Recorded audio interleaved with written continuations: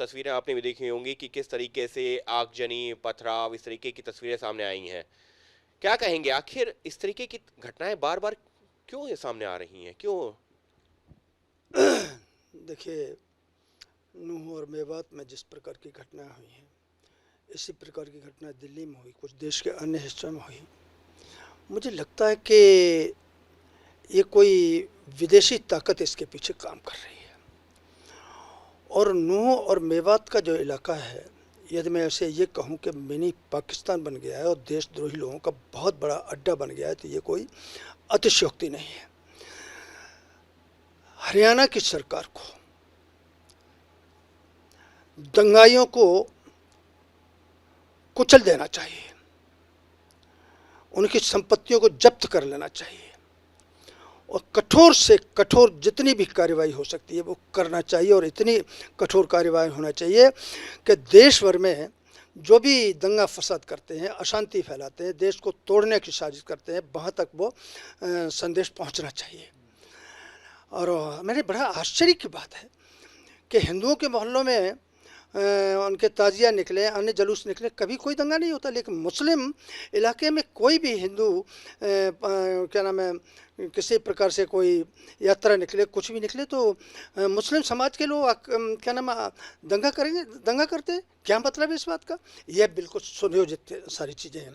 और दूसरी बात मैं INDIA के नेताओं से ये पूछना चाहता हूँ कि उनकी जवान को है, यहाँ पर इतनी बड़ी घटना हो गई, उनकी जवान को लकवा क्यों मार गया? नहीं, वो राजनीति, उस पर भी आपसे सवाल पूछूंगा, लेकिन आप इसको मिनी पाकिस्तान करार दे रहे हैं। अगर मिनी पाकिस्तान ऐसे शब्द का आप इस्तेमाल कर रहे हैं, वो भी हमारे देश में, हरियाणा में, जहां पर बीजेपी की सरकार है, तो क्यों इस तरीके का मिनी पाकिस्तान बना दिया गया, अगर आप जिस शब्द का इस्तेमाल कर रहे हैं? इस प्रकार के तत्व आज से नहीं, आज़ादी के बाद से जो भिन्न भिन्न प्रकार के अनेक ऐसे कानून लंबे समय तक शासन सरकार में रहने वाली कांग्रेस ने जो कानून बनाए, जिसके कारण से अलगाववाद की भावना जगी और दूसरे एक वर्ग का दुस्साहस बराबर बढ़ता चला गया। उसके परिणाम आज सामने आ रहे हैं।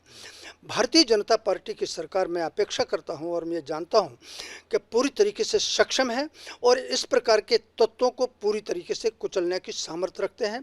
और हरियाणा सरकार को बिना देरी किए हुए सख्त से सख्त कार्रवाई करते हुए और दंगाइयों को ठिकाने लगाना चाहिए। सरकार तो जो है हरियाणा की है ना, तो यहाँ पर सवाल ये भी उठ रहा है कि क्या ये राज्य सरकार का या लोकल इंटेलिजेंस का फेल्योर नहीं है क्या ये? देखिए, खुफिया विभाग को पास सारी सूचनाएं होनी चाहिए, ये सत्य है। अब ये जांच का विषय है कि आखिर कहां पर चूक हुई, क्यों नहीं सही सूचना मिली।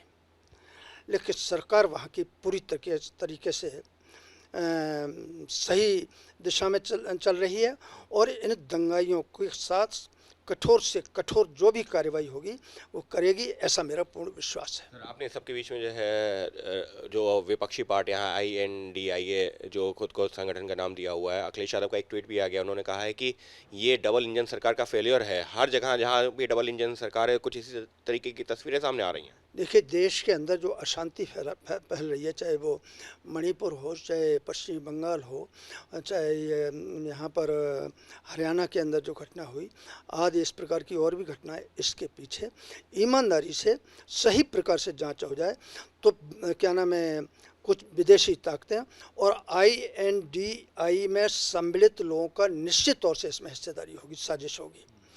तो ये भी एक जांच का विषय है।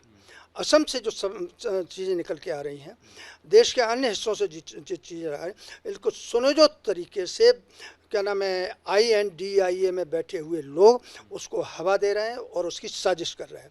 तो नूह और इसमें यहाँ पर भी यदि कोई साजिश हो तो कोई बड़ी बात नहीं है।